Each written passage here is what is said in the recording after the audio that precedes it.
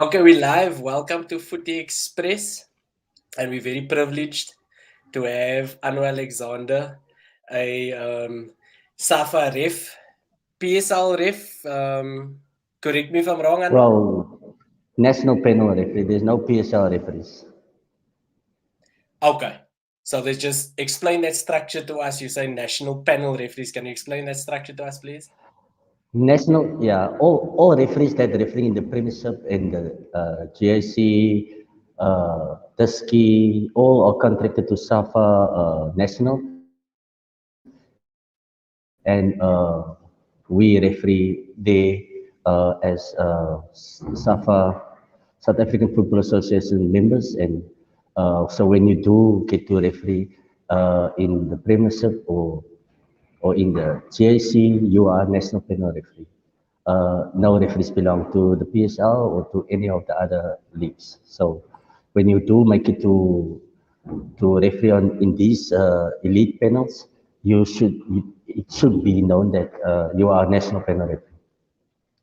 Okay, so from the national panel referees, they choose or they assign where referees will go to the PSL, to the Diski, to the ABC. Well, yes, the or to the no, not ABC, GIC, the NFD. Okay, so the But you can be NFD, the appointed PSL. in the ABC as well. Yeah, but the national panel consists mostly of the Premiership and the NFD, and then obviously the So, Diskina also. so I'm sitting with a pretty high level referee. I think 3 or 4 weeks ago, I posted an interview with somebody, and then you commented and said, "I see referees, nooit interview, nooit referees."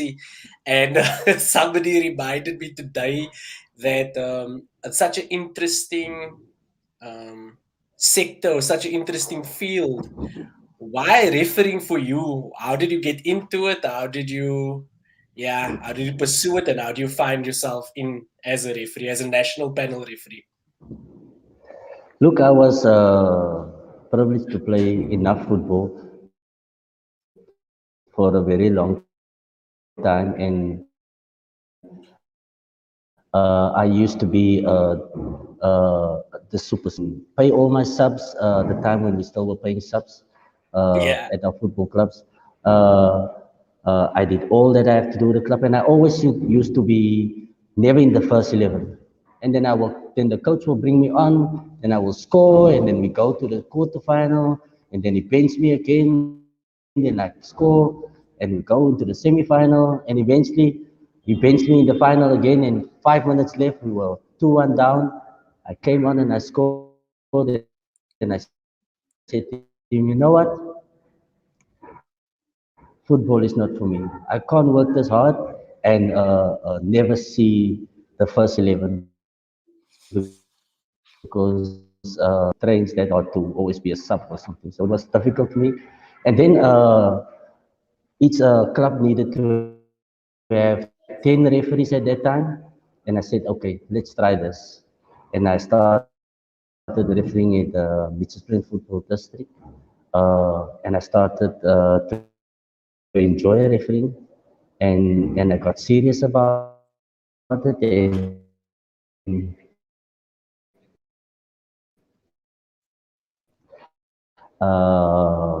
one thing age, and then whether it's a tournament, whether it's under 17, under 19, the Bayo, Polar Ice, Coke, wherever, I always used to tell them, I'm here for one thing and one thing only. I'm here to referee the final, and that's has always been my approach. My tactical approach was always, if I'm not here to referee the final,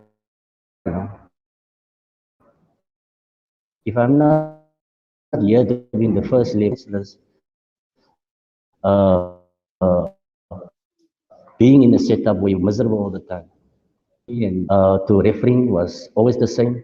Whether Johnny was running 100 miles down the touchline, I used to run like a mad dog after him. Uh, but my approach never changed. My approach was always the same. You are here to play, I'm here to referee. So before we touch on that, I think you raised something so brilliant. There's so much young people, I mean, including us, we love the game, but not everybody makes it, and not everybody sees what you see, what you saw so early in the game. It's not easy. Some people push that feeling aside that says, I'm not getting in the starting 11, I'm not seeing the results of my labor, and they continue and they continue and they continue. But like they say, maybe your luck is somewhere else and maybe your success is somewhere else. I think you've raised something so important for young footballers out there, that yes, our dream is to play football, but maybe your path as a young person or as a young footballer, or your path or your path to success lies somewhere else. And in my opinion, I mean, I think you're very successful as a referee, but you found that thing early and you made the decision early, and now you have a career.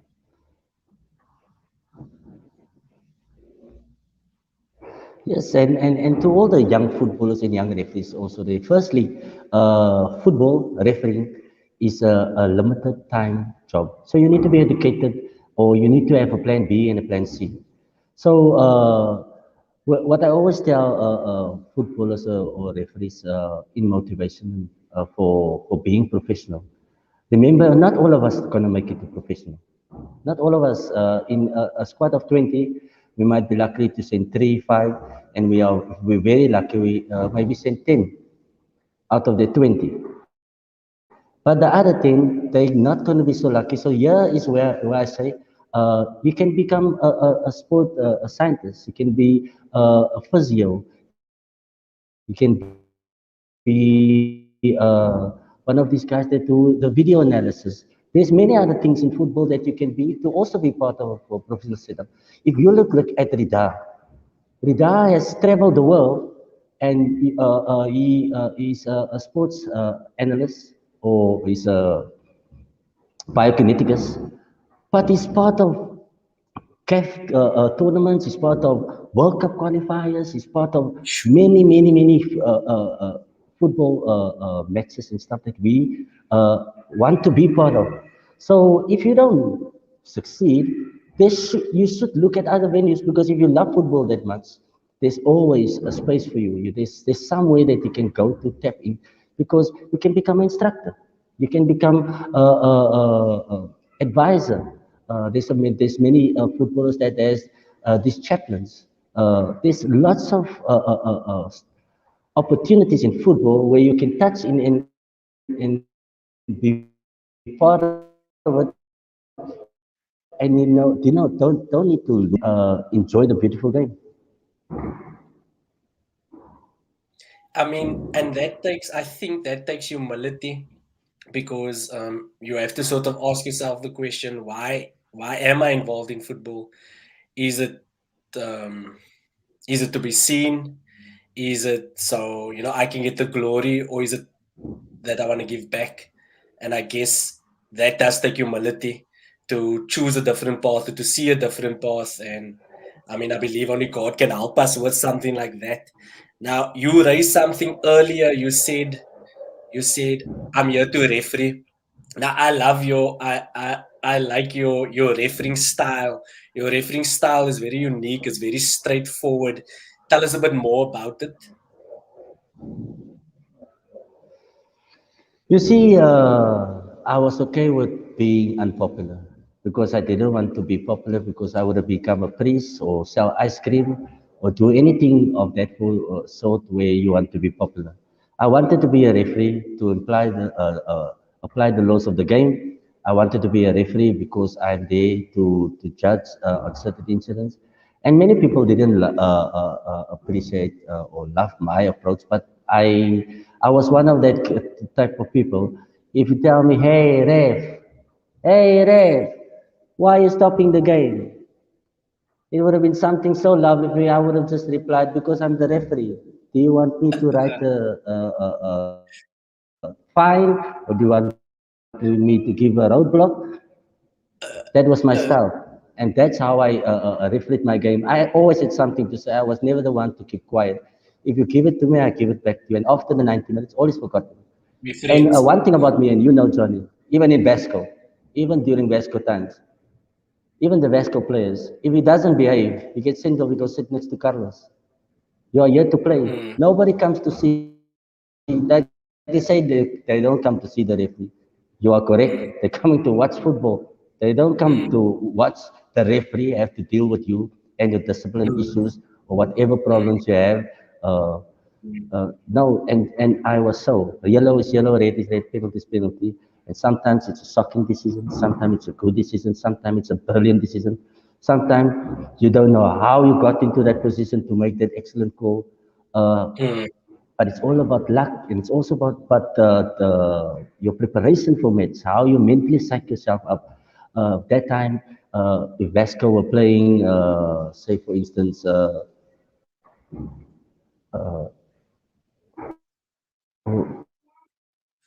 who Ajax. was it? Milano. Those were the matches that you were looking out for. You wanted to be the referee. Ajax also, you want Vesco Ajax. There's no love lost between the teams. Those are the matches that you dream of, that you want to be part of. And as the players train to be in the first 11 for that game, the referees works very hard to get those appointments. And you get appointments only by what you have put in. You Mm, don't get to tell the appointments convener, I'm going this week that way or that way. No. He sends you mm, where he wants to. And the harder you work, the more you get the A profile games or the league deciders and or the cup final or the quarter final or semi final. It's all start with hard work, training, you know. I always tell the referees, you should have to pass a fitness test. We shouldn't clap hands for you because that's what we expect from you. You need to be fit. I don't clap hands and I don't celebrate after people has passed their fitness test because it's an expectation. You need to mm, pass the fitness test. You need to be fit. You need to get into good positions and mm. accountability. Uh, if I got it wrong, there was always a support structure that I went to.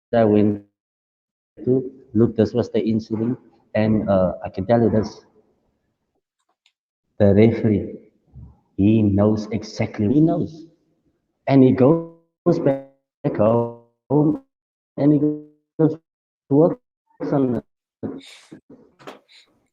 And And I I always guess that's used not to what a say, lot.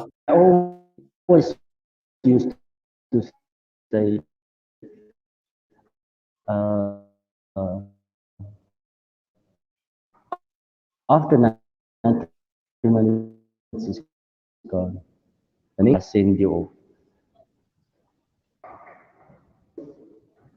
It's it's nothing personal, and I guess it's nice to get into your head because I think um, the role as a referee, referees are very disrespected. They're not seen. They're not valued. I think when I was playing my the second year, the second half of my career, I tried to have a mindset of I need to respect the referee, but that doesn't always happen. So you guys are the most unpopular positions on the field. How do you cope with that pressure? You see,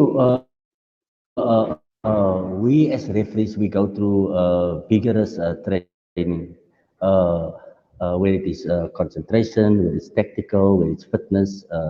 We get our report backs. We have match assessors, match inspectors, match commissioners at our games who gives us feedback, development points where we can improve on. It's not like we go out there and nothing happens. And there's also repercussions and also accountability if we get it wrong. We do also feel the pinch of it because then we don't referee the matches that that is should be ours because we are underperforming. So for the disrespected part, for many years, and luckily we have younger footballers today with so many opportunities. And having all these opportunities comes with a big responsibility. Because now, if you got sent off this week, you are losing out on 2 weeks. Mm, And then somebody else raises his hand. mm, And now you get mm, pushed back into the queue you need to fight back firstly for your position, performance, and at the end of the mm, day, the only person that losing out are you are the player. Because the mm. referee is going to go back to refereeing. He's going to referee maybe a lower League.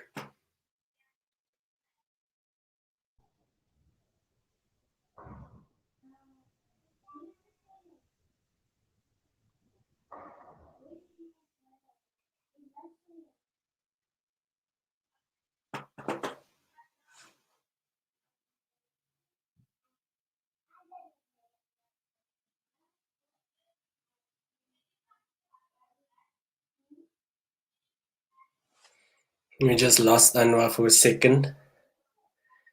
Maybe just bear with us for a few seconds till we get him back.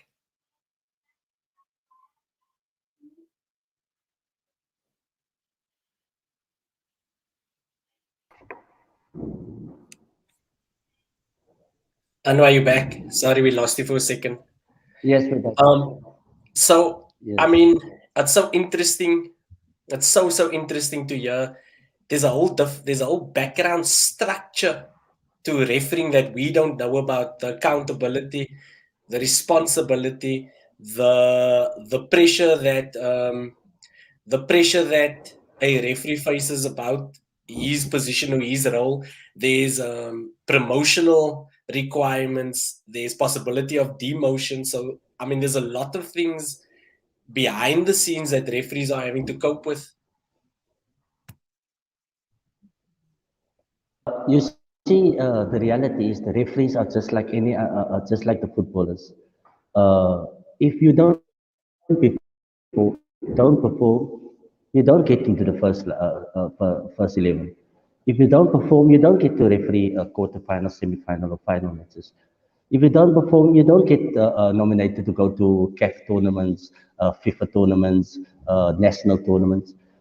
If you don't perform, you just put it on yourself that you don't make yourself eligible to stand in line for these things. So referees, as footballers, work very hard in this respect to gain access to these opportunities. And So for the younger referees and the younger footballers today, it is so easier than it used to be. We used to fight very hard. I had to run the line for 7 solid years. I had to be assistant referee before I got my first shot at being a center referee. So now there are sure. so many opportunities for the younger referees and for younger footballers. So they should really get touched into this lots of opportunities so that they can make maximum use of the opportunities that is there for them. And like you're saying, you can build a career from being a referee. You can travel the world from being a referee. I think that's so insightful that a lot of us as footballers didn't know that if a referee doesn't perform, that has consequences on how far they will go. So a referee doesn't come onto the field just making calls haphazardly, because in the back of the mind he understands the same like a player. If a player doesn't perform, there's consequences. If a player performs, there's rewards. Exactly the same like a referee. Let me tell you something. For the young people out there that want to become referees, firstly, get education, get something behind your name, and make sure that you have a plan B or something to fall back on. And this is goes for footballers also. Football is a very, very short term. It can end like that. Mm, Just like that. It can be injury, it can be something mental, it can be something that you go through. Anything mm, can happen, and your football career is over. mm, So you need to first point of advice is get the education, do go to university, do something, get something behind you so you have something to follow. Then the reality is, as a football referee, as a football player, you can provide for your family. Footballers get amazing amounts of money these days. There's scoring bonus. If you live a healthy mm, lifestyle, you can look after your family and your extended family. On mm. a referee salary at my time on the national panel, I could I could lose my life look after my family, and I could look after my Wow. family very well. I could even Wow. take from my money and give in the community and other places, but I earned a good salary. And I tell you, Wow. you can earn over 20,000, 36,000. You can even earn 40,000 a month if you perform consistently. If you Yeah. travel, if you go to CAF and FIFA, you earn Mm, 750 US dollars for traveling, sure. and that you Mm, come back with that dollars, you exchange it to rands, and it's a lot of money. It's over, I mean, 17,000 or something in that. You can earn a good salary, but it all comes down to discipline and mm, how much do you want it. If you mm, if you want it, you need to do all the hard work. You need to be fit. You need to mm, be up to date mm, with the laws of the game. You need to be always ready for your next appointment. You need to have a good tactical approach. And all these things comes at a price. You need to stay mm, disciplined and you mm, need to stay fit. And that's a very, very difficult thing in our modern life for our youngsters and our young referees because mm, very often they seem to derail. And they seem to mm, derail because they get lost into the luxuries that they have. I mean, you travel the whole country, all 9 provinces, you fly for free, you stay in the hotel for free. It's a luxury life. mm, And also, it can end just like that. mm, One mistake and you're gone. mm. And I think that is where ill discipline comes in. Is you almost buy into that lifestyle. It's a nice lifestyle. I mean, it's a great opportunity, but you almost buy into the. It's almost like you can start feeling yourself now. Like I'm traveling all over, and you start to think of yourself as more important than you should, and you buy into the negative parts of that lifestyle instead of just this is what I've been given. I'm grateful for it. Yeah, constantly being grateful for it. Wani wants to know where is the Somalian Express now. I'm not sure if he means what are you doing or Yes. Okay, maybe the time when we buffered, maybe. But I'm in the community center in Freedom Park, in a hall where it is quiet and I could have this interview with you in a very nice, quiet space. And you are right there. The moment you think you made it, the moment you think you made it, I'm the bee's knees or I'm the it in whatever, and right there, you are gone. Just there, you are gone. And our advice to footballers and young referees is remain disciplined, remain focused, concentrate, do all the things that you have to do, and just always think about your future. You're going to disappoint. You're going to disappoint. And I tell you, it is a very, very good life to referee at the national panel. It's a very, very good life, but so. it comes with so much responsibility.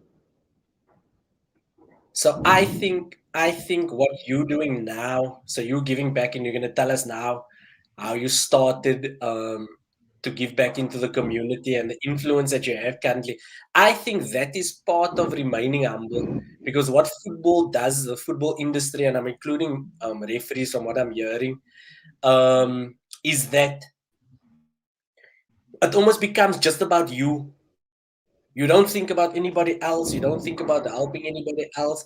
It's just about you. Football, you end up being in this bubble, and you live in this bubble with your teammates and the team, and you're traveling every second week, and you're living in those hotels, but you stay in this bubble without having an effect on anybody else. So when you do leave that bubble, you're exposed to this whole different world.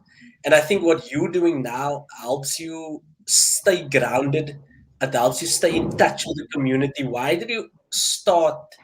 Um, I know you said you've always done it by the sounds of it, even while you were refereeing, but there seems more of a focus now on your community development. Tell us what you're doing and impact, and yeah, why it's so important to you.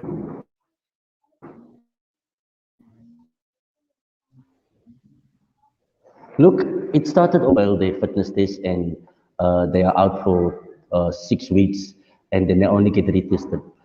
It started there and at that time, and you know, if you don't referee, you don't get paid. And it's a very, very pay as you go thing. If you're not if you failed the fitness test, you it is a very very lonely place to be. And there were many guys that I saw what they went through, and I always used to say after every time I get paid on the 26th. And the national panel, no, the PSL pays the salaries to the SAFA national referees. They pay Mm. religiously on the 25th to the 26th. I'm 6 weeks gonna where is what is gonna happen to me? And then I said, let me put 5,000 rand away this month. Let me put 2,000 rand away this month. Let me put 1,000 rand away this month. So if I find myself in that position, I have something to fall back. Then Wow. coming to the community, when I lost my job due to the need was so big in our community, and there was always I was at home now, so now I was exposed to all these children always being hungry, always coming to knock on the door, and I was at home now, and I said to myself, what can I do to differ this? And I started calling out my friends on Facebook and all the people that I know and ask them how they can assist us. And today we're almost 2 years old. We have grown as an NPO, and Wow. the impact that we're doing on the ground here is just going from strength to strength. Next week, Saturday, the 16th October, we are having our annual seniors reward day where we have 50 to 50 pensioners here, palatable for lunch. Then we have our feeding programs daily. Sometimes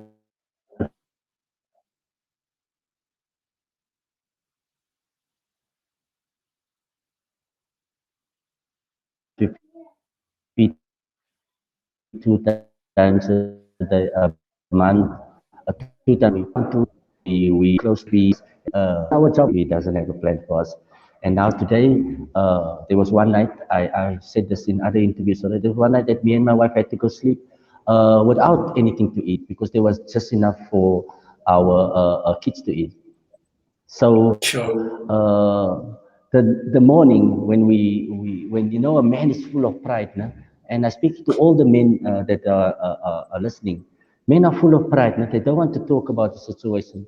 And I humbled myself in front of my family and my friends and my support group, and I said, "Listen, here I'm in trouble. I need your help. How can you assist me?"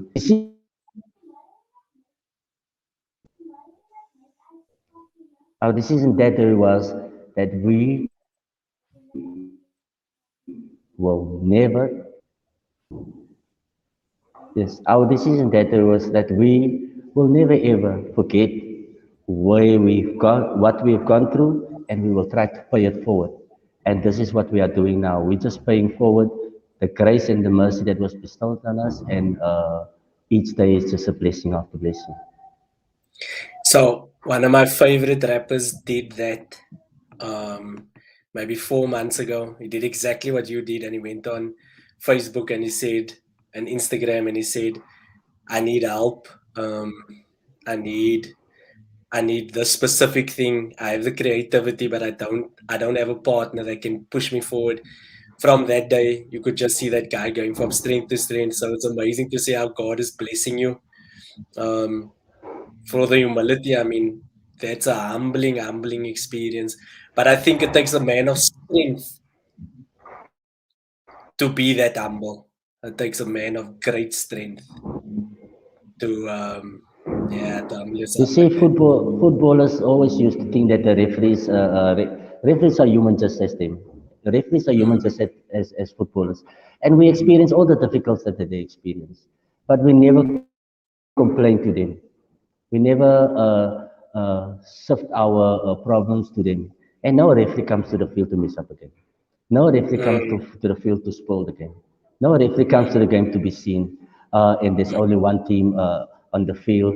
Uh, or they say, I can see there's only one team on the field. And then I say, yes, it's you and and me, because now we're not concentrating about the football anymore. You more concentrating about the referee.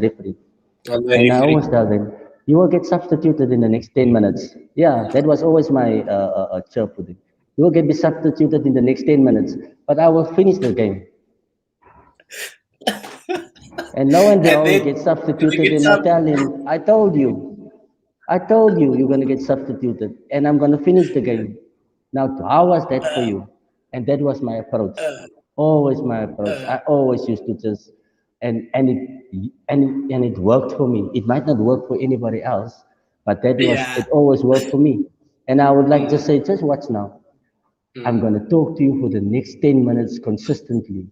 In the 15 minute, they're gonna say, come off. I'm not going to even give you a yellow card or a red card. I'm just going to keep talking to you. So stop talking to me and play. Otherwise, you're going to be substituted. uh, And does it? then what happens? 5 minutes later, they get substituted. And I see, I told you, don't talk to me. Play. And this Uh, is what footballers need to realize. The mm, coach sees, this one, the referee is speaking too much to this boy. No, no, no, no, no, no. Let me take him out mm, because we can't play with 10 men. 10 men. And this is what we want to speak to the younger footballers. We want to speak to the younger footballers. Go out and play. If the referee makes a mistake, Mr. Rev, Mm, better luck next time. mm, Good decision, Mr. Rev. mm, Because they only remind the referee of the bad decisions. They never say, well done, Mr. Rev, good decision. yeah. And I tell you, no referee Uh, is immune to that. You can ask Jerome Damon, Faik Daniels, IB Ibrahim, all the top referees. Even in the EPL or UEFA or NBA, you see, those players give the referee a hard time. No referee is immune to that. mm, If players mm, want to want to give the referee a hard time, they don't care who you are. But it mm, comes at the expense. You get substituted mm, because the coach thinks, no, no, no, no. Yeah, the referee has now spoken to this guy 4 times. The yellow card is coming. And if the yellow card mm. comes, after that, what happens, Johnny? After a player got Mm. the yellow card, what happens? Nice There's an panicking, element of risk. Take him off. of course. Yeah, Go. it's an element of risk. So the footballers needs to think about this. Uh, do you want to end off and then just some closing remarks for us? Look, thank you very much for having us. Reason why I commented to you on your post that day is because we need to have this engagement with footballers and bridge the gap between footballers and referees because there are so many reasons to get maximum out of the beautiful game. And referees, as footballers, footballers, they want to do their utmost best. They want to be playing in the final. They want to be playing in the top leagues. No footballer starting now out just want to go play in the SAB. He Mm, sees himself in the ABC, and then he sees himself in the NFD, and he sees himself mm, in the PSL. So the best thing for you as a footballer or as a young referee is to work hard so that you go through all these steps. And mm, eventually, when you get to the top step, you have paid your university fees, mm, and mm, you actually stay longer there. mm, Because the easy way to access is only one for poop, and it's very difficult to get up.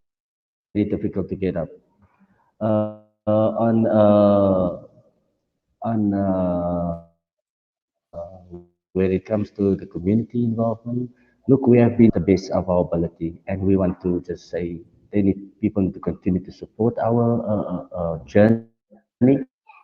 uh, whether it's by praying for us, whether it's by mentioning our program to other people, sharing our post.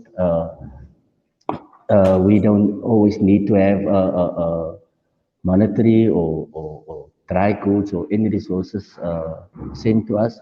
But the more the message goes out of our journey, the more people we help, and the longer we keep doing our work, but from and it will be a year behind us. So as the custodians of the game, we need to really start working together so that we can make football a more happy experience for each and every person. So a friend of mine told me today, I think it was a brilliant idea to interview you. I played the game for a long time, and the insights that you shared today, and I played it for a long time, but the insights you shared today, I didn't know over a 15-year period. So I want to thank you for sharing that insights. I knew it's going to be a good interview. I knew you have a lot of wisdom to share. I think you have a lot more wisdom to share to young soccer players, young footballers, and young referees. What I took away from this interview is remain disciplined and remain humble. Remain disciplined and remain humble. And I wanna just pray a blessing. I pray that God will bless A&A development because ultimately He's the one that provides. Yes, He'll use people, but ultimately He's the one that provides. So I pray a blessing over A&A development, over you and your family as well. But Anwar, thank you very, very much for joining the Footy Express. It was a big honor to share this interview with you. It is a very good blessing to be in your presence because I used to enjoy when it was in the Vodacom or in the NFD.